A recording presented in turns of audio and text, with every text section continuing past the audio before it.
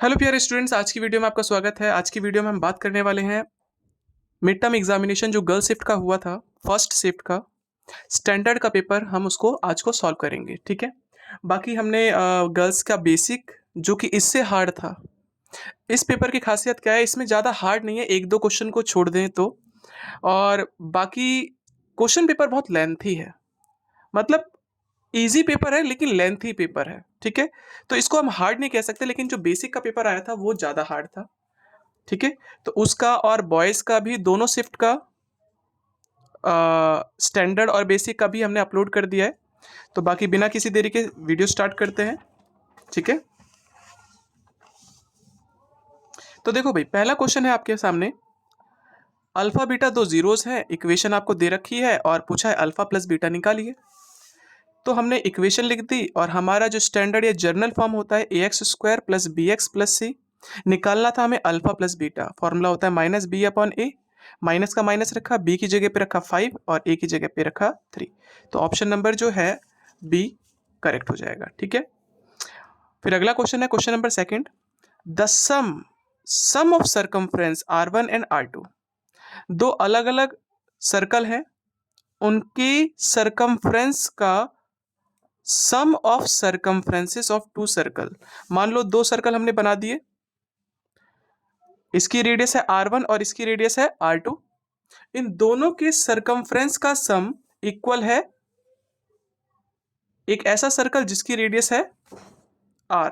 तो बताइए इनमें से कौन सा ऑप्शन सही होगा। ठीक है, कोई बात नहीं, इसका इन दोनों का सर्कमफ्रेंस इसके सर्कमफ्रेंस के बराबर है, तो इसका सर्कमफ्रेंस का फॉर्मूला होता है 2πr।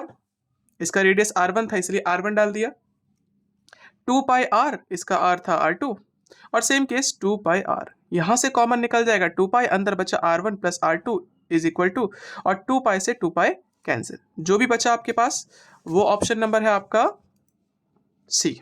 ठीक है, चेक कर सकते हो।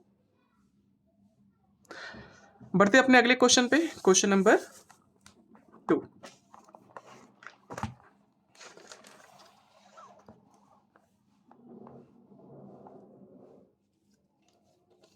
क्वेश्चन नंबर 2 आपके सामने ये है। अब क्वेश्चन नंबर 2 में आपको फिगर दे रखा है, आपको बोला गया साइन पी निकालो माइनस, ये थीटा नहीं था, ये था कॉट क्यू। ठीक है, कॉट क्यू। अब करेंगे कैसे, फिगर हमने बना रखा है। जब हमें साइन, देखो यहां पर हमें बोला गया था फाइंड आउट करना है, ये फाइंड आउट करना था इसकी वैल्यू क्या होगी। तो हमने पहले कॉट क्यू, क्यू को हमने मान लिया थीटा। ठीक है, तो फॉर्मूला हो जाएगा थीटा के सामने वाला होता है पी, बगल वाला बी, और ये 90 के सामने वाला जो होता है वो होता है एच। बी है इसका 15 और पी है इसका 8, लिख दिया।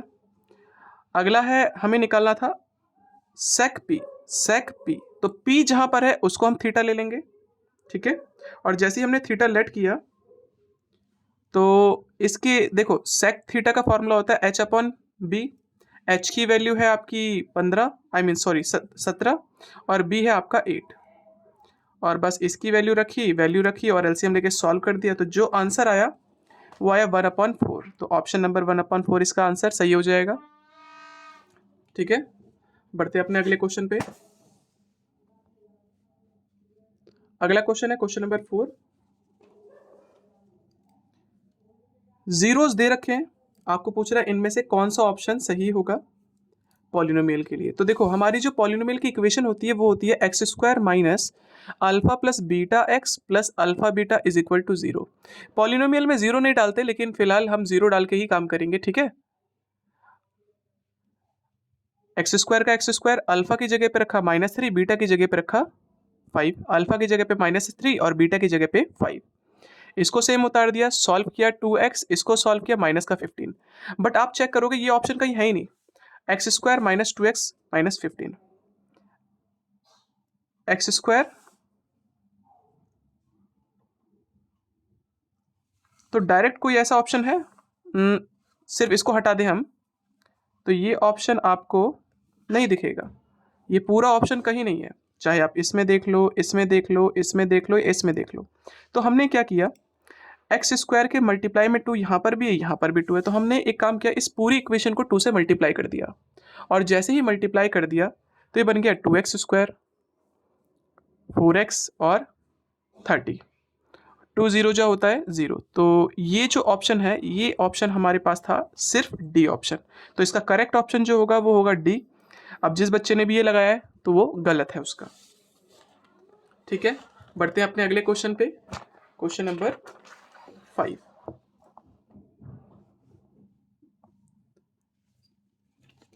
क्वेश्चन नंबर 5 बहुत ही इजी है, आप एक बार क्वेश्चन चेक कर ले। P डिवाइड कर रहा था A और B को, P डिवाइड कर रहा था A और B को, A के कोऑर्डिनेट दे रखे हैं, B के भी कोऑर्डिनेट दे रखे हैं, और किस रेशो में डिवाइड कर रहा था, 2:3 में। तो हमने यहाँ पर लिखा 2 और यहाँ पर लिखा 3। ठीक है, और बस इसमें हमने सेक्शन फॉर्मूला लगा दिया, और जो भी सेक्शन फॉर्मूला लगा तो उसके अकॉर्डिंग हमारा जो ऑप्शन था वो ए करेक्ट हो जाएगा। ठीक है, बाकी आप इसको पॉज करके आप चेक कर सकते हैं। अब अगला क्वेश्चन है आपके सामने 6th क्वेश्चन भी देखेंगे। क्वेश्चन आपको 6th दे रखा था, ये फिगर दे रखा है, और दे रखा है कि ये पैरेलल है इसके, एक्स ए दे रखा है 3 और एक्स बी दे रखा है 2.5, ए वाई दे रखा है 3.6, आपसे पूछ रहा है एक्स जेड। तो सबसे पहले हम ये साइड निकाल लें। हमें पता होना चाहिए अगर ये लाइन इस लाइन के पैरेलल है तो बीपीटी थ्योरम आपको याद होगा, अगर ये लाइन इस लाइन के पैरेलल है तो ये बटे में ये बराबर होता है ये बटे में ये। ठीक है, 3 बटे में 3.6 बराबर होगा 2.5 बटे में, ये हमें नहीं पता तो हमने इसको BZ ही मान लिया। क्रॉस मल्टीप्लाई सॉल्व किया तो BZ की वैल्यू कितनी आई 3, लेकिन हमें निकालना था XZ। यहाँ से यहाँ तक का जो डिस्टेंस है वो है 2.5 और ये जो डिस्टेंस है वो है 3, तो टोटल डिस्टेंस कितना हो गया, प्लस कर दिया तो आपका आ गया 5.5, और 5.5 जो ऑप्शन है वो है सी। ठीक है, बढ़ते अपने अगले क्वेश्चन पे।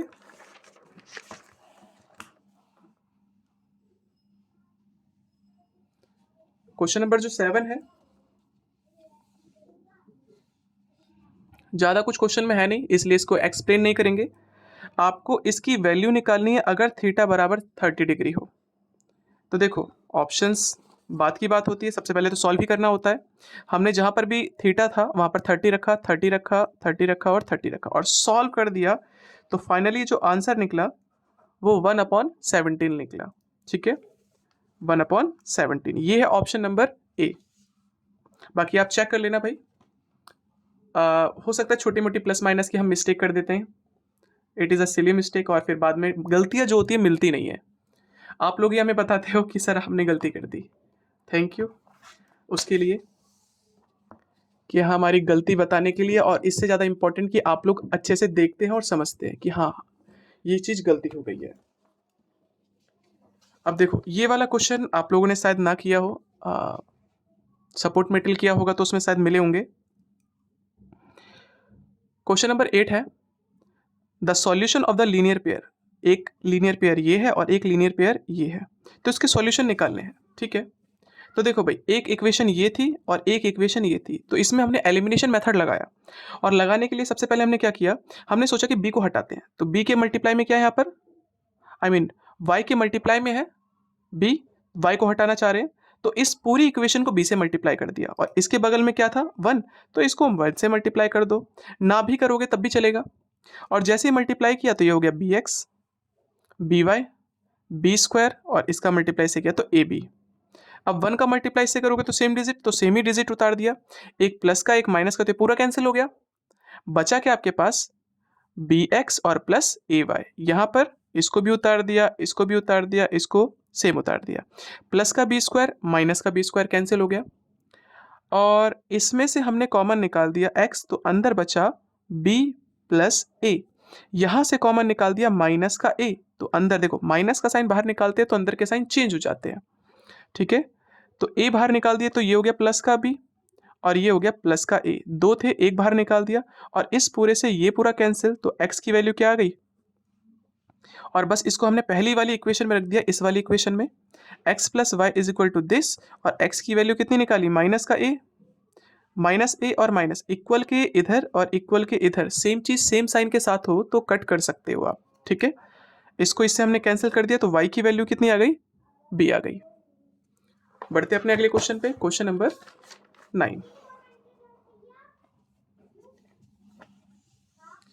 अब देखो भाई 9th क्वेश्चन में क्या है, 1 zeros दे रखा है, 1 0 is this, then find the value of k। जब भी कभी जीरो दे देता है तो बस इसी जीरो को हमें x की जगह पे रख देना है, इक्वल टू जीरो रखकर k की वैल्यू निकाल देनी है। तो वही हमने काम किया, चेक कर सकते हो आप एक बार, ठीक है।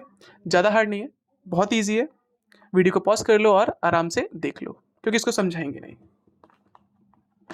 तो इसका ऑप्शन जो था सी था 7। बढ़ते अपने अगले क्वेश्चन पे, क्वेश्चन नंबर है 10।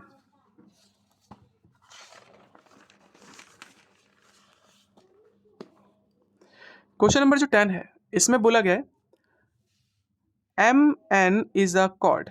MN एक कॉर्ड है, सेंटर दे रखा है 2,3 2,3, M जो दे रखा है वो है x,4 और N दे रखा है 3,5 3,5।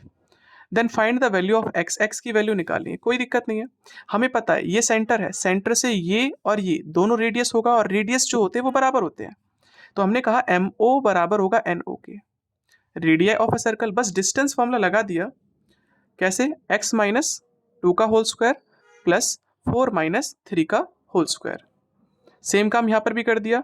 अब आपको पता होगा, ये सॉल्व किया होगा आपने कुछ इस तरह का क्वेश्चन।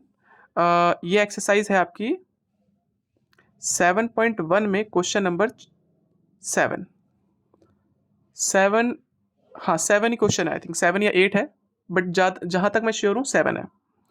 उसी तरह से बस हमने स्क्वायरिंग बोथ साइड करके और सॉल्व कर दिया, तो आपके सामने ये आंसर है। आप आराम से इसको देखें और समझें वीडियो को पॉज करके।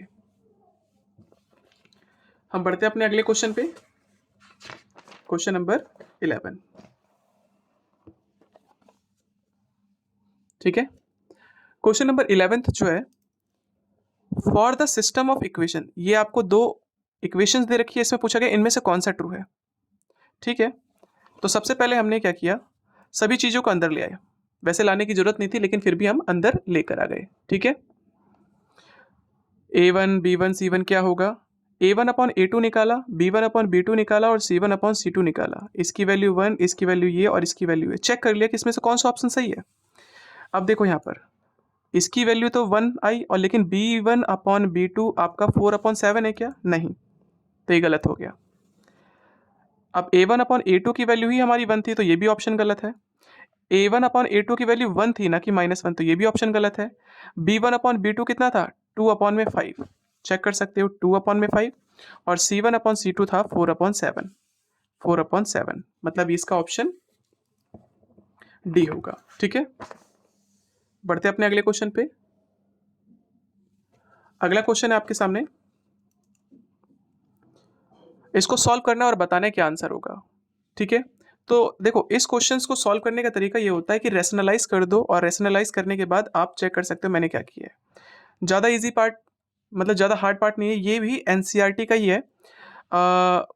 पुरानी बुक के अकॉर्डिंग या नई बुक के अकॉर्डिंग, पुरानी बुक में जो एक्सरसाइज है 8.4, उसका क्वेश्चन नंबर 5 का या आई थिंक 6 या 7 है, सेम क्वेश्चन है। और हमारा तरीका देख सकते हैं आप कैसे किया है, ठीक है। वीडियो को पॉज करके समझ सकते हैं, ज़्यादा हार्ड है नहीं। जो हार्ड आएगा अभी हम बताएंगे। अब क्वेश्चन नंबर 3, एक 5 मीटर, 5 मीटर लॉन्ग लैडर जो थी वो कुछ इस तरह से प्लेस कर दी गई अगेंस्ट अ वॉल, ठीक है। तो लैडर की लंबाई कितनी है, 5 मीटर, और इसे हम कहेंगे hypotenuse. If the foot of the tower, if the foot of the ladder is at distance of 2.5 metre, ये जो लैडर का फुट है इसका distance from the base of the wall, wall की बेस से है 2.5 मीटर। कितना मीटर, 2.5 मीटर। तो बताइए एंगल कितना बन रहा है लैडर से और ग्राउंड से, मतलब आपसे ये पूछ रहा है थीटा। ठीक है कोई बात नहीं, आपको ये और ये दे रखा है, तो cos theta equal to B upon H, check कर सकते हो। इसको सॉल्व कर दिया, 1/2 आ गया। अब कॉस की वैल्यू 1/2 कब आती है 60 डिग्री पे, तो ऑप्शन नंबर कौन सा था भाई, 60 डिग्री जो था वो बी ऑप्शन था। ठीक है, अब अगला क्वेश्चन भी पढ़ लेते हैं। अगला क्वेश्चन है आपका, the circumference of two circle, circumference of circle, circle का सर्कमफ्रेंस 44 दे रखा है, सर्कल का सर्कमफ्रेंस 44 दे रखा है, और फॉर्मूला होता है 2πr इक्वल टू 44, जिसकी वजह से हमारा रेडियस निकल गया। अब आपसे पूछ रहा था द एरिया ऑफ सेक्टर, अगर सेक्टर का एरिया ये है तो बताइए एंगल कितने का होगा सेक्टर का। ठीक है, एरिया ऑफ सेक्टर दे रखा है, और सेक्टर का जो फॉर्मूला होता है πr² इंटू थीटा अपॉन 360, उसी को सॉल्व किया तो थीटा की वैल्यू कितनी निकल गई 90 डिग्री। तो 90 डिग्री जो ऑप्शन था वो था बी का। ठीक है, वो ऑप्शन सही होगा। बढ़ते हैं अपने अगले क्वेश्चन पे, क्वेश्चन नंबर,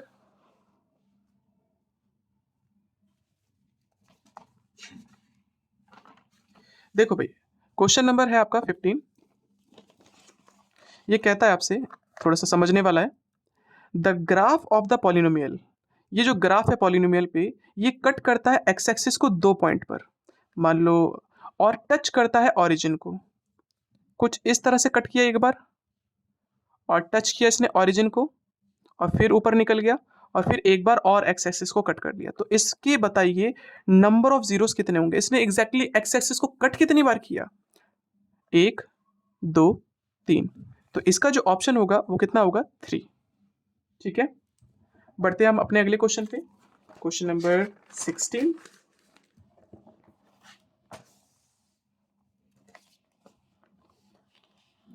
अब क्वेश्चन नंबर जो 16 है, A B C, sorry A B D, C गायब कर दिया इसने, वर्टिसेस है पैरेललोग्राम के, तो बताइए कोऑर्डिनेट सी के क्या होंगे। तो हमने क्या किया, ए बी सी डी लिखा। ठीक है, इसके भी कोऑर्डिनेट पता है, इसके भी कोऑर्डिनेट पता है। ओके, अब मेरी थोड़ी सी गलती हो गई है,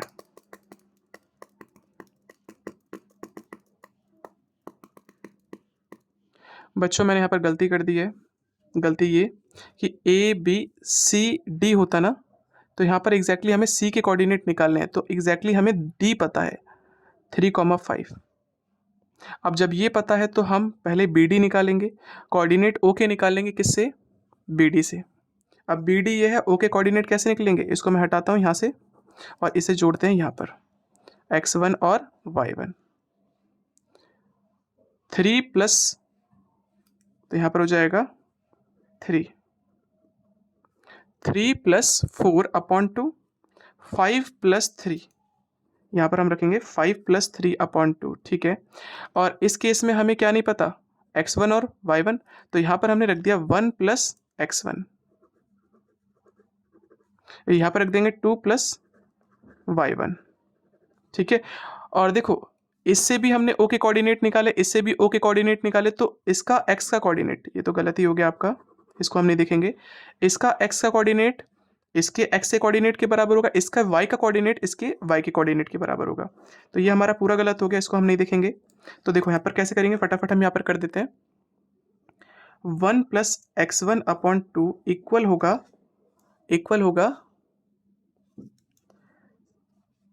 दोनों को प्लस कर दो, 7/2, 2 से 2 कैंसिल, ये प्लस का इधर गया तो माइनस का, तो ये तो आपका आ गया 6। सेम काम यहाँ पर भी, 2 plus y1/2 equal to 5 plus 3/2। ठीक है, 2 से 2 cancel, 2 plus y1 is equal to 8, ये प्लस का इधर गया तो माइनस का, और माइनस कर दिया तो कितना आ गया, तो इसका जो आंसर है x1 और y1, मतलब ये वाला जो कोऑर्डिनेट होगा 6,6 होगा। ठीक है, तो पहले हमने गलती कर दी थी, उसके लिए सॉरी। तो ऑप्शन नंबर ए इसका करेक्ट होगा। ठीक है, बढ़ते अपने अगले क्वेश्चन पे, क्वेश्चन नंबर 17।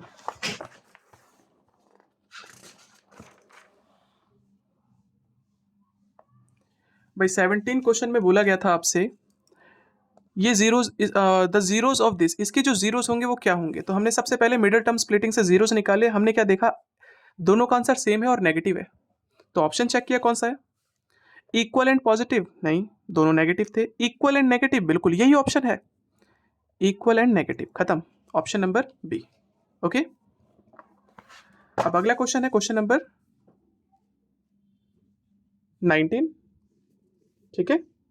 अब 19th क्वेश्चन आपसे कहता है 19 है 18, द वैल्यू ऑफ के की वैल्यू क्या होगी, किसके लिए, नो सॉल्यूशन के लिए। अब नो सॉल्यूशन जो होता है वो पैरेलल के केस में होता है। अब पैरेलल का केस जो होता है वो होता है a1/a2 equal to b1/b2 but not equal to c1/c2। तो वैल्यू तो रख दी, वैसे हमारा इससे कोई काम नहीं है क्योंकि के इधर दे रखा है, तो हमने सॉल्व किया, 3 1 जा 3, 3 2 जा 6, फिर ये डिवाइड का था, उधर गया तो मल्टीप्लाई का, तो 9 1 जा 9/2, के की वैल्यू ये नहीं होगी, तो ये जो ऑप्शन था सिर्फ सी में था, तो ये ऑप्शन नंबर सी करेक्ट होगा, ठीक है, ऑप्शन नंबर सी करेक्ट होगा। अब बात करते हैं असर्शन और रीजन की, किसकी, असर्शन और रीजन की।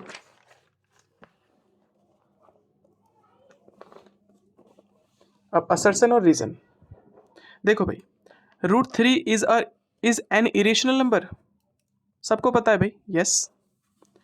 The square root of prime number is always an irrational number, बिल्कुल सही बात है, अगर किसी भी प्राइम नंबर का स्क्वायर रूट करोगे तो वो भी ट्रू होगा, तो हम कह सकते हैं कि यस, इसने इसको एक्सप्लेन कर दिया, और एक्सप्लेन कर दिया इसलिए ऑप्शन नंबर ए करेक्ट होगा इसका।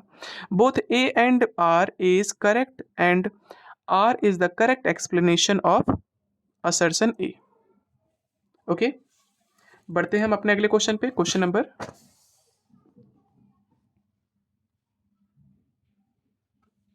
20। अब 20 क्वेश्चन क्या कहता है, देखो 20th क्वेश्चन है, ये टेबल दे रखी है आपको और आपको बोला गया है कि एवरेज वेट का मतलब है मीन निकालना है, क्या निकालना है, मीन। और जब मीन निकाला गया, हमने इसका मीन निकाला और एवरेज वेट जो है इसने बोला कि 10 आ रहा है। सबसे पहली चीज, यहां पर जो नंबर स्टार्ट हो रहे हैं वो 10 से स्टार्ट ही नहीं हो रहे, 50 से स्टार्ट हो रहे हैं, तो इसका कभी भी एवरेज 50 नहीं हो सकता। फिर भी हमने निकाला तो हमारा एवरेज कितना आया, तो ये तो गलत हो गया, ठीक है। और मीन का जो है फॉर्मूला होता है सम ऑफ ऑल ऑब्जर्वेशन अपॉन में टोटल नंबर ऑफ ऑब्जर्वेशन, तो ये ऑप्शन तो है भाई ट्रू, ये ऑप्शन है ट्रू, तो हम कह सकते हैं ये तो गलत है ये, लेकिन सही है, तो ये ऑप्शन नंबर डी है, A is wrong but R is correct, ठीक है। बढ़ते हैं अपने अगले क्वेश्चन, क्वेश्चन नंबर 21 पर। अब 21 में क्या कहा जाता है आपसे, ये आपको फिगर दे रखा है, एक स्क्वायर दे रखा है, आपको पूछा गया शेडेड रीजन, ठीक है। देखो भाई, अगर मैं इस पूरे एरिया में से इस क्वाड्रेंट का एरिया माइनस कर दूंगा तो शेडेड पार्ट आ जाएगा, तो वही काम किया है। एरिया ऑफ शेडेड रीजन का फॉर्मूला हो गया area of square minus area of quadrant, ठीक है। ये क्वाड्रेंट है, क्या है, क्वाड्रेंट, तो एरिया ऑफ स्क्वायर में से हमने माइनस कर दिया एरिया ऑफ क्वाड्रेंट, तो आपका सीधे सीधे आंसर। तो बढ़ते हैं अपने अगले क्वेश्चन पे, क्वेश्चन नंबर इसी का और, ठीक है। अब और क्वेश्चन आपसे कहता है find the area of the minor sector, minor sector का एरिया निकालना जिसकी रेडियस है और सेंट्रल एंगल है 40, ठीक है। रेडियस दे रखा है 6.3 और ये दे रखा है आपको 40, तो area of minor sector formula होता है pi r square into theta upon 360, सीधे वैल्यू रखिए आपका आंसर।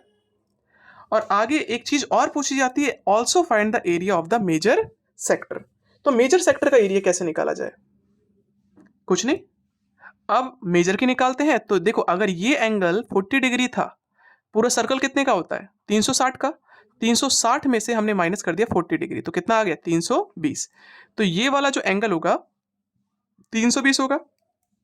फॉर्मूला वही है pi r square into theta upon 360, बस इस बार हमने थीटा चेंज कर दिया, पहले थीटा इसको मान लिया, तो इसको चलो हम थीटा 1 मान लेते हैं, ठीक है। और थीटा की जगह पे हमने 320 रखा और सीधा सीधा आपका आंसर आ गया, ठीक है। तो बढ़ते हैं हम अपने अगले क्वेश्चन पे, क्वेश्चन नंबर 22 देखते हैं। 22वें क्वेश्चन में लिखा है आपको फिगर दे रखा है और गिवन भी दे रखा है एंगल P बराबर है एंगल Q के, और साथ ही साथ एक्स पी अपॉन में P Y is equal to X Q upon में क्यू जेड। हमें प्रूव करना है Y X Z is an isosceles triangle. ठीक है, तो करेंगे कैसे? तो सबसे पहले हमने क्या किया,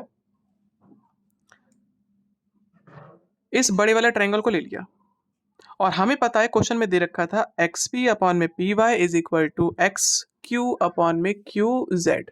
ठीक है, दे रखा था। अब जब दे रखा है तो कन्वर्स ऑफ बीपीटी की वजह से हम कह सकते हैं क्या कि ये लाइन इस लाइन के पैरेलल है। पैरेलल हो गया। ठीक है, जब कभी दो लाइन पैरेलल होती है, मान लो मैंने कहा ये लाइन और ये लाइन पैरेलल है, तो इसे ट्रांसवर्सल लाइन कहते हैं, और ये वाला एंगल इस वाले एंगल के बराबर होता है because of corresponding angle. So we can say angle P is equal to angle Q, angle P is equal to angle Q। ठीक है, लिख दिया हमने कोरोस्पॉन्डिंग की वजह से। सिमिलरली एंगल Q बराबर होगा एंगल Z के, और क्वेश्चन में हमें दे रखा था दिस इज इक्वल टू, मतलब angle P is equal to angle Q। Angle P किसके बराबर था? Y के, तो हमने Y लिख दिया, और एंगल Q बराबर था एंगल Z के, तो Z भी लिख दिया। ठीक है, इतना सॉल्व करने के बाद हमने बड़ा वाला ट्रायंगल लिया, और हमने कहा कि भाई Y बराबर है किसके? Z के, क्योंकि प्रूव्ड अबव, ऊपर प्रूव कर दिया। अब हमें नाइन्थ की एक प्रॉपर्टी भी याद होनी चाहिए, किसी भी ट्रायंगल के अगर दो एंगल बराबर हैं तो इनके आमने सामने की साइडें भी बराबर होती हैं। मतलब एंगल y के सामने वाली साइड ये है, और इस साइड का नाम है xz बराबर है इसके सामने वाली साइड xy के, side opposite to equal angle. ठीक है, जब दो साइडें बराबर हो गई तो हम कह सकते हैं ये एक आइसोसेलेस ट्रायंगल है। बढ़ते हैं 23 क्वेश्चन पे।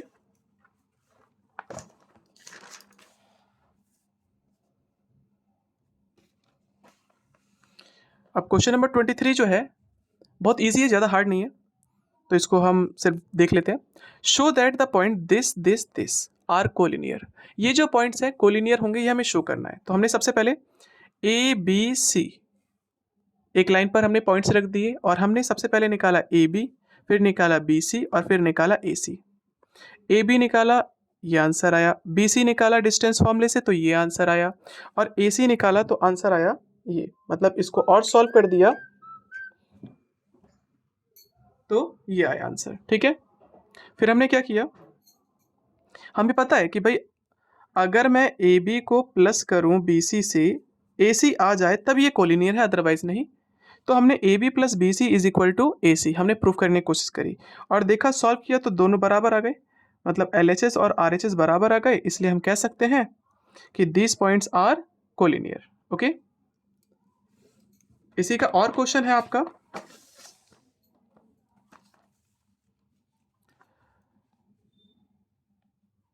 This point is equidistant from this and this. ये सेम क्वेश्चन पीछे वाले की तरह आ गया, मतलब ये वाला जो पॉइंट है इससे और इससे इक्विडिस्टेंट है। इक्विडिस्टेंट का मतलब होता है इक्वल डिस्टेंस होना। ठीक है, मतलब हम कह सकते हैं कि A B is equal to B C, A B is equal to B C, और वैल्यू रख दी, बस आपका आंसर। तो इसको सॉल्व कैसे करेंगे वो भी चेक कर लेना। ठीक है, और वीडियो को पॉज करके आप देख सकते हैं, समझ सकते हैं। बाकी हम अपने अगले क्वेश्चन पे बढ़ते हैं, क्वेश्चन नंबर 24। क्वेश्चन नंबर 24 आपके सामने है। The distance of a point on the ground, ground पर एक distance, the distance of a point on the ground from this metre high tower. एक टावर है जिसकी हाइट दे रखी है इतनी, उसका डिस्टेंस किसी पर्टिकुलर पॉइंट से कितना है 30 मीटर। तो फाइंड करना है angle of elevation of the top of tower from the point, और रूट पाई की वैल्यू, आई मीन रूट 3 की वैल्यू दे रखी है, हमें क्या रखनी है। ठीक है, तो हमने क्या किया, P और B किस में आता है, 10 में आता है, तो 10 30 is equal to P upon B रखा हमने। ठीक है, अब रखने के बाद सॉल्यूशन आपके सामने, हमने किस तरह से सॉल्व किया। ओके, देखो भाई, इसका मल्टीप्लाई इससे कर दिया तो ये 1000 हो गया, और 3 को हम कह सकते हैं, देखो हमें पता है √3 का मल्टीप्लाई जब √3 से करते हैं तो 3 आता है, तो 3 की जगह पे हम ये दो चीज़ें लिख सकते हैं। तो हमने 3 की जगह पे ये दो चीज़ें लिख दी, इसको इससे कैंसिल कर दिया और 1000 को 1000 से, तो क्या बचा 1/√3। और 1/√3 कब आता है 10 में, जब 10 30 डिग्री का होता है, तो थीटा की वैल्यू 30 डिग्री। ओके, बढ़ते हैं अपने अगले क्वेश्चन पे, क्वेश्चन नंबर 25 25। अब 25th क्वेश्चन में देखो फिगर आपको दे रखा है, ये चीज गिवन है और ये प्रूफ करना है। तो देखो हमने किस तरह से किया है, समझाने की कोशिश करिए इजीली ताकि आपको समझ में आए। तो भाई मैं पहली चीज तो ये कहूंगा कि आप एनसीईआरटी को पूरा कर ले, चाहे डिलीटेड पोर्शन हो या ना हो, क्योंकि ये कुछ क्वेश्चंस जो है ना डिलीटेड पोर्शन से हैं, हम कह सकते हैं, क्योंकि ये सारा काम हमने ऑलरेडी बुक कराई हुई है, तो उसमें जो भी एक्सरसाइज डिलीटेड है 6 चैप्टर की या जो भी एनीथिंग है वो सब करो अगर आपको नंबर अच्छे चाहिए तो। और अगर पासिंग मार्क्स चाहिए तो पासिंग मार्क्स के लिए आप एनसीईआरटी बुक कर लो बेसिक के लिए, लेकिन पास होने के लिए स्टैंडर्ड में तो आपको एक्स्ट्रा क्वेश्चंस करने पड़ेंगे। तो फिलहाल यहाँ पर दो चीज़ें दे रखी थी, क्वेश्चन में था ये वाला और ये वाला एंगल बराबर है। हमने ये देखा कि हमें प्रूफ क्या करना है, पी क्यू का स्क्वायर। तो मैंने देखा कि भाई पी क्यू किन दो ट्राइंगल में आता है, पी क्यू एक तो आता है बड़े वाले ट्राइंगल में, तो हमने इसका नाम ऐसे ही रख दिया, और पी क्यू इस छोटे वाले ट्राइंगल में भी आता है। ठीक है, तो हमने क्या करा, देखो हमें पता है, और फिगर बिल्कुल सेम बना दो। एंगल पी किसके बराबर था, एंगल क्यू के, है ना, एंगल पी इसके बराबर था ना, एम के बराबर था, और एंगल जो क्यू था वो कॉमन था दोनों में, तो इन दोनों को हमने सिमिलर कर दिया एंगल की प्रॉपर्टी से, तो सी पी एस टी की वजह से इनकी साइड का रेशियो बराबर होगा, मतलब पी क्यू अपॉन में एम क्यू बराबर होगा, पी क्यू यहाँ पर दे रखा तो पहले तो इसको लिखेंगे क्यू आर अपॉन में P Q, C P S T cross multiply किया, इसका इससे मल्टीप्लाई किया तो पी क्यू का स्क्वायर, इसका इससे मल्टीप्लाई किया तो आगे पीछे लिख सकते हो, यहाँ पर हम लिख सकते हैं क्यू एम और यहाँ लिख सकते हैं क्यू आर, तो ये आपका आंसर खत्म। ठीक है, बढ़ते अपने अगले क्वेश्चन पे, क्वेश्चन नंबर 27 26। देखो भाई 26 क्वेश्चन आपके सामने है, यहां पर आपको मीडियन दे रखा है और आपको बोला है पी की वैल्यू निकालो, तो हमने क्वेश्चन को निकाल रखा है, बाकी आप देख लें और समझिए, क्योंकि इसके बारे में आप एक्सप्लेन नहीं कर रहे, ज़्यादा हार्ड क्वेश्चन है नहीं, देखने से समझ में आ जाएगा। हमने छोटी सी मिस्टेक कर दी थी जो बाद में हमने सही करी। ओके, तो इसी का हम और क्वेश्चन देखते हैं एक बार, और क्वेश्चन नंबर जो और है इसमें आपको डाटा दे रखा है और पूछा है मीन, मीन निकालना, तो आराम से मीन का काम हो जाएगा, क्वेश्चन में हार्ड है ही नहीं कुछ, तो हमने फिर भी इसमें एज्यूम्ड मीन मेथड लगा लिया है। आप चाहें तो इसमें डायरेक्ट मेथड भी लगा सकते हैं, जिसके अंदर कैलकुलेशन ज़्यादा हो जाएंगी तो वो हार्ड हो जाएगा। ठीक है, तो बाकी आप देख लो, वीडियो को पॉज कर लो, और हम बढ़ते हैं अपने अगले क्वेश्चन पे। ठीक है, क्वेश्चन नंबर 27। तो भाई 27th क्वेश्चन इसमें हमने कराया नहीं है, रीज़न ये है क्योंकि ये सेम क्वेश्चन हमने ऑलरेडी पिछली वीडियो में बना रखा था, तो फिर भी हम लाइन से करने के लिए इसको हम यहाँ पर पेस्ट कर देते हैं। ठीक है, इसको आप देख लें और समझ लें, बस इसमें इतना ही था। और भाई अगला क्वेश्चन है 28 क्वेश्चन जो है इसमें प्रूफ करना, ये थोड़ा सा बड़ा क्वेश्चन होता है और इसके चांसेस होते हैं ज़्यादातर आने के, तो ये मान के चलो पेपर में भी आने के चांसेस होंगे 50-60 मान लो, आई मीन 60-40 मान लो, क्योंकि अभी आ गया तो चांसेस कम होंगे कि आएगा पेपर में, लेकिन फिलहाल पेपर तो पेपर ही है, कुछ भी आ सकता है। ठीक है, तो बढ़ते हैं, इसको करेंगे कैसे, आप इसको देख लो, फोटो खींच लो, आई मीन वीडियो को पॉज कर लो। पहला काम ये किया हमने, फिर काम ये किया, देश देश देश देश देश, फोटो, या आप इसका एक बार, फिर इसके बाद अगला पार्ट जो है वो हमने यहाँ पर कर दिया है, ठीक है। फिर इसके बाद हम बात करते हैं अपने अगले 29th क्वेश्चन में। 29th क्वेश्चन देखेंगे पहले। 29th क्वेश्चन में आपको फिगर दे रखा है, ये रहा फिगर, और बोला परपेंडिकुलर है एसी के, ये तीनों लाइनें परपेंडिकुलर है एसी पर, और अगर एसी पे परपेंडिकुलर है तो हमें ये शो करना है। तो हमने कैसे किया, देखो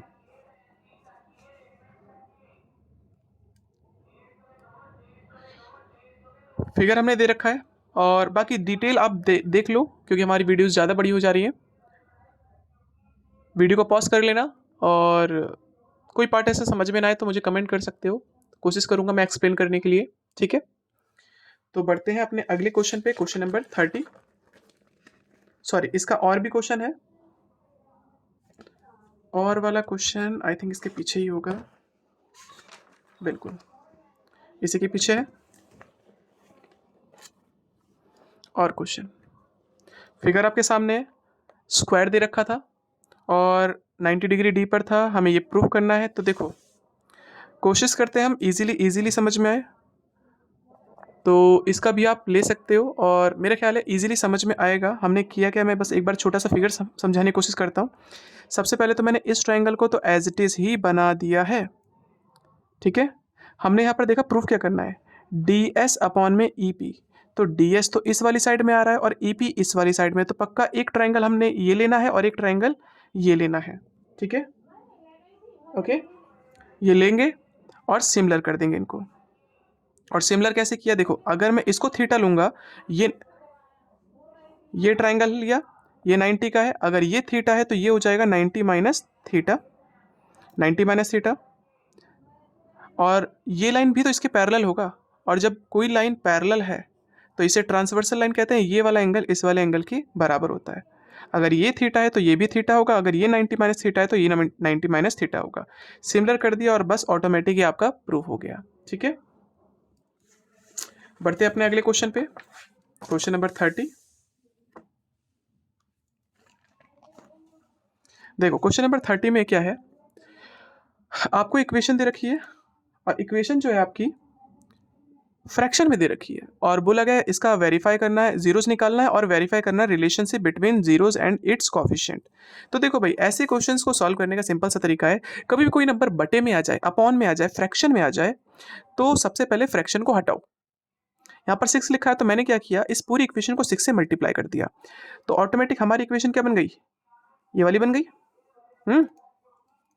और बस मिडिल टर्म स्प्लिटिंग से इसके जीरोस निकाल दो, एक जीरो ये निकला और एक जीरो ये निकला, सम ऑफ जीरो निकाला, इन दोनों को प्लस कर दिया, तो फॉर्मूला होता है माइनस बी अपॉन ए। इस बार हम इसकी ए बी सी नहीं लेंगे, ये ए हो गया और ये बी हो गया और ये सी हो गया, तो बस पुट कर दिया, ये भी आपका आंसर हो जाएगा और ये भी आपका आंसर प्रूफ हो जाएगा, ठीक है। तो बढ़ते हैं हम अपने अगले क्वेश्चन पे, क्वेश्चन नंबर 31।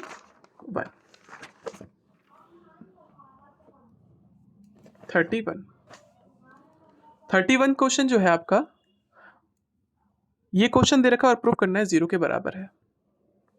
करेंगे कैसे, देखो इसकी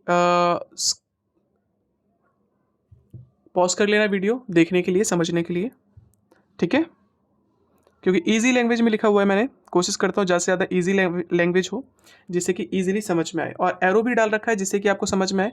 याद रखना ये एरो नहीं है, ये प्लस का साइन है, ओके। बाकी ऑटोमेटिक ये हमने प्रूफ कर दिया है। फिर इसके बाद हम बात करते हैं question number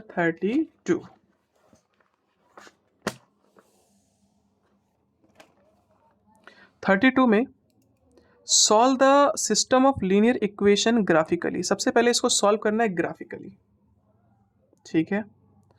shade the area bounded by these two lines. अब ग्राफिकली सॉल्व करना था, लेकिन हमने इसको एक्स एक्सिस और वाई एक्सिस में हमने सॉल्व कर दिया, मतलब एल्जेब्रिकली कर लिया, एलिमिनेशन मेथड लगा के।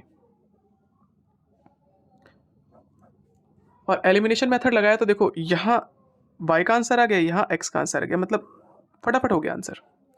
जब हमें ग्राफिकली बनाना था तो हमें पता होना चाहिए, टेबल बनाते सबसे पहले हमने इस लाइन की भी टेबल बनाई और इस लाइन की भी टेबल बनाई, और टेबल बनाने के बाद हमें क्या करना है, इसको ग्राफ पर रिप्रेजेंट करना है, ठीक है। और ग्राफ पे भी हमने शायद रिप्रेजेंट किया था, ये रहा, कुछ इस तरह का ग्राफ बना हमारा। तो ये जहां पर कट रहे हैं ग्राफिकली, अब इस ग्राफ से तो मैं आपका आंसर नहीं बता सकता कि कहां पर वो कट करेंगे, इसलिए हमने एलिमिनेशन मेथड लगाया और बता दी कि भाई ये कहां पर कट करेगा। और साथ ही साथ इसके नीचे में पूछा गया था, shade the area bounded by these two line. Shade करने के लिए बोला था, लेकिन मैंने एरिया भी निकाल दिया, कोई बात नहीं। इन दोनों लाइन से और वाई एक्सिस से जो एरिया हो रहा है उसको बस शेड करना है, शेड करना है, तो ये वाला पार्ट शेड हो जाएगा। और एरिया बोला नहीं था, लेकिन मैंने पता नहीं कहाँ से एरिया बोला गया है कि एरिया को शेड करना है, बट मैंने एरिया भी निकाल दिया, तो एरिया आपका कुछ इस तरह से ये होगा, ठीक है। यहाँ से यहाँ तक का डिस्टेंस और यहाँ से यहाँ तक का 2 unit, I mean 4 unit. Solve कर दिया और आपका आंसर। बढ़ते हैं इसी का अब और वाला क्वेश्चन।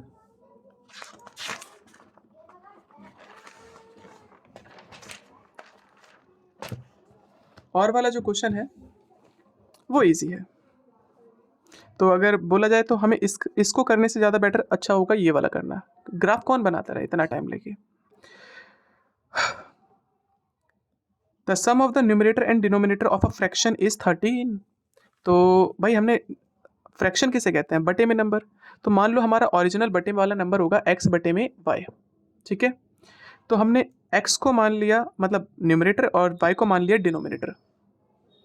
तो केस 1 के अकॉर्डिंग हमें बोला गया था sum of numerator and denominator is 13। तो पहली इक्वेशन तो यही बन गई, और दूसरी इक्वेशन बोली गई थी if 2 is added to the denominator. अगर हम डिनोमिनेटर मतलब नीचे वाले नंबर में 2 ऐड कर दे तो हमारा जो फ्रैक्शन होता है वो बिकम हो जाता है 1/2।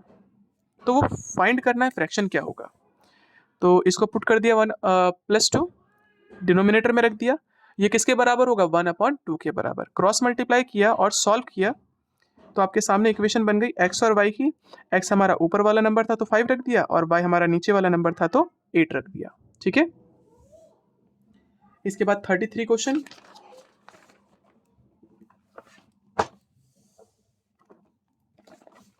देखो भाई 33 जो क्वेश्चन है, फाइंड एलसीएम एंड एचसीएफ। ये 3 नंबर दे रखे हैं बाय प्राइम फैक्टराइजेशन मेथड, ठीक है। बहुत ही इजी क्वेश्चन दे रखा है, फालतू में 5 नंबर का, वो भी प्राइम फैक्टर से हमने इसके फैक्टर निकाल दिए, इसके भी निकाल दिए, इसके भी निकाल दिए, तीनों के। हमें क्या निकालना है एचसीएफ। तो हमने पावर से सॉल्व किया। एचसीएफ में क्या करते हैं, जो कॉमन चीज़ें हैं उसकी मिनिमम पावर लेते हैं। तो कॉमन सब में 2 आ रहा है तो इसकी मिनिमम पावर क्या है 1, यहाँ पर भी 3 आ रहा है तो इसकी मिनिमम पावर क्या है 1, और कहीं पे भी तीनों जगह 7 नहीं है, तीनों जगह 5 नहीं है, तो इनको लेंगे नहीं। तो आपका आंसर क्या आ गया एचसीएफ। लेकिन जब हम एलसीएम की बात करते हैं तो ज़्यादा पावर लेते हैं, ठीक है। पहले 3 की, फिर 2 का पेयर, फिर लास्ट में 1 का भी पेयर बनता है तो उसका भी लेते हैं। तो 2 का पेयर का मैक्सिमम पावर 2, 3 की पेयर की मैक्सिमम पावर 3, 7 2 बार आ रहा है, कोई बात नहीं, तो 7 की पावर मैक्सिमम कितनी थी 1 थी, 5 भी 1 बार आ रहा है, उसका भी पेयर बन रहा है तो इसकी भी पावर 1, बस मल्टीप्लाई कर दो, आपका आंसर खत्म, ठीक है। पॉज कर सकते हैं। फिर अगला है आपका 34। 34 क्वेश्चन क्या कहता है आपसे, identify the quadrilateral formed by the points this in a Cartesian plane. अगर हम कार्टेशियन प्लेन में ये फिगर बनाए तो ये कौन से टाइप का क्वाड्रिलेटरल बनेगा, ये पूछ रहा है आपसे, ठीक है। तो हमने क्वाड्रिलेटरल बनाया, और क्वाड्रिलेटरल बनाने के साथ साथ देखो पहले फोटो, आप इसको वीडियो को पॉज कर सकते हो, देख सकते हो, समझ सकते हो। ए बी निकाला, बी सी निकाला, सी डी निकाला और डी ए निकाला, ठीक है। फिर इसके बाद हम क्या करेंगे, हमने देखा कि चारों साइड बराबर है, क्या है, चारों साइड बराबर है। अब जब भी कभी चारों साइड बराबर होती है तो डायगोनल्स हमें निकालना कंपलसरी होता है, ठीक है। तो हमने यहाँ पर डायगोनल भी निकाले। हमने क्या देखा, डायगोनल लेकिन अलग अलग है, और डायगोनल अगर अलग अलग है तो it's all sides are equal but diagonals are not equal so it is a rhombus. तो ये जो फिगर होगा एक रोम्बस का फिगर होगा। ठीक है, बढ़ते हैं 35 पर। 35th क्वेश्चन क्या कहता है, पहले 35 क्वेश्चन देख लेते हैं। 35th क्वेश्चन कहता है आपसे the angle of elevation 100 metre a lighthouse from a boat. एक लाइट हाउस है 100 मीटर का, एंगल ऑफ एलिवेशन बन रहा है एक बोट से 60 डिग्री का। आफ्टर 4 मिनट, 4 मिनट बाद, देखो भाई अभी यहां पर था लाइट हाउस 100 मीटर था तो एंगल कितने का बन रहा था 60 डिग्री का। फिर आगे क्या कहा गया, आफ्टर 4 मिनट, 4 मिनट बाद, rowing away the boat from C, वो क्या कर रही थी, बोट अवे जा रही थी, दूर की तरफ जा रही थी। The angle of elevation of the house from the boat becomes 30 degree. याद रखना कभी कोई चीज दूर जाती है तो एंगल घटता है और पास आती है तो एंगल बढ़ता है। ठीक है, तो ये दूर जा रहा था इसलिए एंगल 30 डिग्री हो गया और ये इसने डिस्टेंस 4 मिनट में कवर किया है। ठीक है, तो सबसे पहले हमने क्या किया, ये साइड निकाली BC, फिर इस बड़े वाले ट्राइंगल को लिया, BD निकाला हमने, बट हमें चाहिए CD, तो CD कैसे निकलेगा, अगर मैं BD में से माइनस कर दूं CD तो BD निकल जाएगा। ठीक है, CD कैसे निकलेगा, अगर BD में से माइनस कर दे BC तो CD निकल जाएगा। निकलने के बाद हमें पता होना चाहिए स्पीड का फॉर्मूला क्या होता है, डिस्टेंस अपॉन में टाइम। ठीक है, डिस्टेंस अपॉन में टाइम, तो डिस्टेंस जो आया था उसे रखा और टाइम कितना लगा था इतना कवर करने में, 4 मिनट। 4 मिनट बस डिवाइड कर दिया तो इतना मीटर पर मिनट। ठीक है, तो आपका आंसर है 28.8675 मीटर पर मिनट। ठीक है, ओके, बढ़ते हैं हम अपने अगले क्वेश्चन पे। फिर इसी का और क्वेश्चन है बर्ड वाला, ये भी आपने आई थिंक किया होगा अगर सपोर्ट मेटेरियल किया हो। ठीक है, तो आप क्वेश्चन आराम से देख लें और इसका आंसर ये रहा। इसको मैं एक्सप्लेन नहीं कर रहा, आपको फिगर देखने से बाकी जो चीज़ें लिखी हैं वो समझ में आ जाएंगी।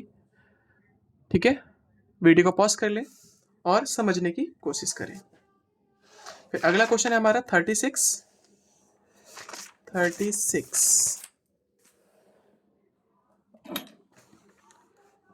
क्वेश्चन ये रहा हमारा। ठीक है, ये फिगर दे रखा है, फिगर थोड़ा सा गंदा सा दे रखा था, बाकी मैं समझाने की कोशिश करता हूँ यहाँ पर। एक्चुअली में ना ये पूरा का पूरा एक पॉन्ड है।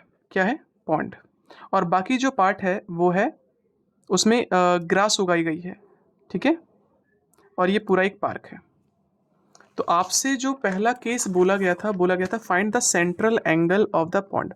अब सेंट्रल एंगल कैसे निकाला जाए, रेडियस आपको गिवन था और ये भी गिवन था area of pond is equal to 1/6 area of park. ये पूरा ही पार्क था। अब एरिया ऑफ पॉन्ड का फॉर्मूला, पॉन्ड तो ये पार्ट था। अब सेक्टर का फॉर्मूला होता है pi r square into theta upon 360 1/6, और एरिया पार्क पूरा सर्कल ही पार्क है तो इसका एरिया का फॉर्मूला हो जाएगा पाई आर स्क्वायर। दोनों का रेडियस सेम था इसलिए हमने दोनों की जगह पे आर भी सेम रखा है। कैंसिल, तो थीटा की वैल्यू ये डिवाइड का इधर गया मल्टीप्लाई में, तो आपका आंसर कितना आया 60 डिग्री। दूसरा बोला गया है find the area of the pond. Pond का एरिया क्या होगा, एरिया ऑफ पॉन्ड निकालेंगे, रेडियस पता चल गई, थीटा पता चल गया तो एरिया ऑफ पॉन्ड भी आराम से निकल गया। फिर अगला पार्ट पूछा गया है आपसे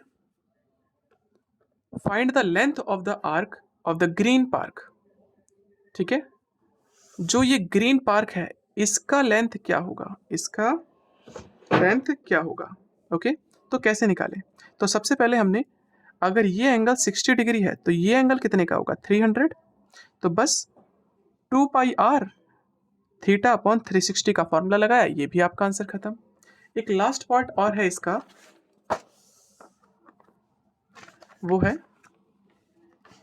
और वाला the area of the what is the area of the deep part of the pond. अब डीप पार्ट की बात कर रहा है, अब डीप जो पार्ट था ना वो था ये वाला।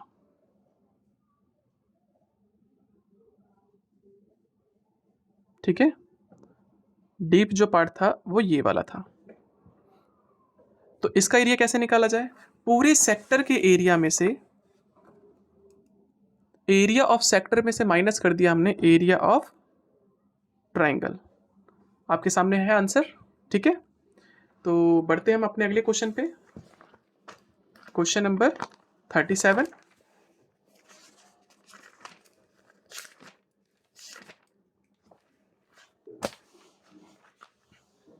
देखो भाई 37th क्वेश्चन,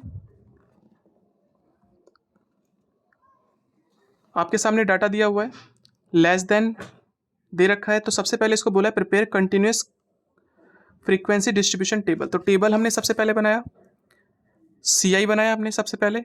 और याद रखना कभी भी मोर देन या लेस देन देता है ना, तो हमेशा आपको CF देगा क्वेश्चन। तो हमें दो चीज़ें निकालनी थी, एक तो क्लास इंटरवल और एक निकालना था फ्रीक्वेंसी, ठीक है।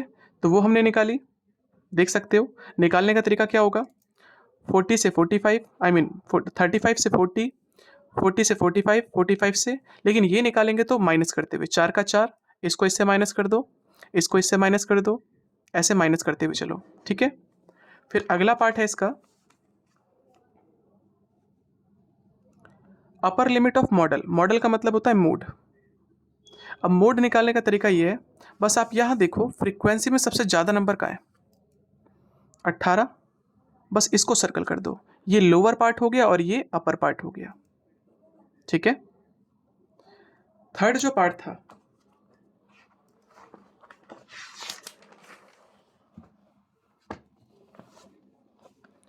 इसी का जो थर्ड पार्ट है, इसमें बोला गया है मीन हाइट बताओ गर्ल्स की। किसकी?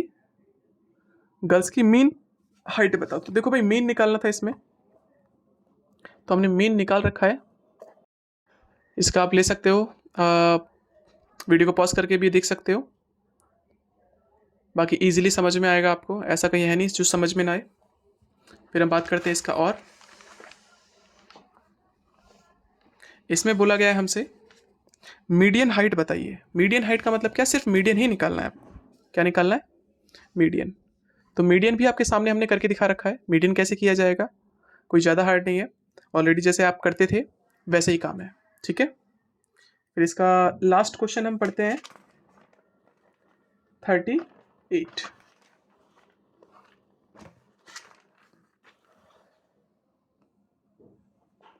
38 क्वेश्चन भी आपका केस बेस काफी इजी दे रखा है इस बार, ठीक है। ये आपका क्वेश्चन, एक शॉपकीपर 8 किलो बादाम, 5 किलो कैस्यू खरीदता है बिजनेस के लिए, अपने बिजनेस के लिए, और टोटल इतने रुपए देता है। लेकिन कुछ दिनों बाद वो इतने केजी आलमंड खरीदता है और 7 केजी कैस्यू नट खरीदता है, तो इतने पेमेंट करता है। तो बताओ एल्जेब्रिक एक्सप्रेशन बताओ, मतलब इक्वेशन बना के छोड़ दो। तो भाई पहले केस में हमने एक्स की कॉस्ट ले ली, उसको एक्स, आलमंड की 1 केजी की कॉस्ट को हमने एक्स ले लिया और कैस्यू की कॉस्ट को ले लिया Y rupees. According to question पहले केस में 8 किलो तो हमने खरीदे आलमंड बादाम और 5 किलो खरीदे काजू कैश्यू, ठीक है। तो इनसे दो इक्वेशन बन गई और आपका आंसर खत्म। What is the price of पर आलमंड पर केजी, ठीक है। मतलब सॉल्व कर देते हैं, दोनों इक्वेशन को सॉल्व कर दिया हमने एलिमिनेशन मेथड से। तो x की वैल्यू निकली इतनी और y की वैल्यू निकली इतनी। मतलब कैस्यू की रेट जो है 600 है और आलमंड का जो रेट है वो है 925 रुपये। और आगे अगला पूछा जाता है what kind of the lines are represented by the graph. कौन सी लाइन रिप्रेजेंट की जा रही है। अच्छा यहाँ पर एक चीज़ और रह गई, इसका और वाला पार्ट रह गया, which is expense between almond and cashew and by how much. कौन ज़्यादा महंगा था, एक्सपेंस था। ऑब्वियसली हमें यही साफ साफ दिख रहा है, महंगा है आपका बादाम और सस्ता है आपका, कितना सस्ता है, आई मीन कितना महंगा है वो लिखना है आपको। तो यहाँ पर लिख दो almond is expensive by, minus कर दो आपका आंसर। फिर इसके बाद लास्ट पूछा गया था थर्ड पॉइंट, किस टाइप की लाइंस बनेंगी ग्राफ बनाएंगे। तो हमने क्या देखा, सबसे पहले A1/A2 निकाला, वो इतना निकला। B1/B2 निकाला, तो वो देखा कि दोनों तो बराबर है नहीं, तो C1 निकालने की जरूरत ही नहीं है, तो हमने लिख दिया। So these lines are intersecting line, ठीक है।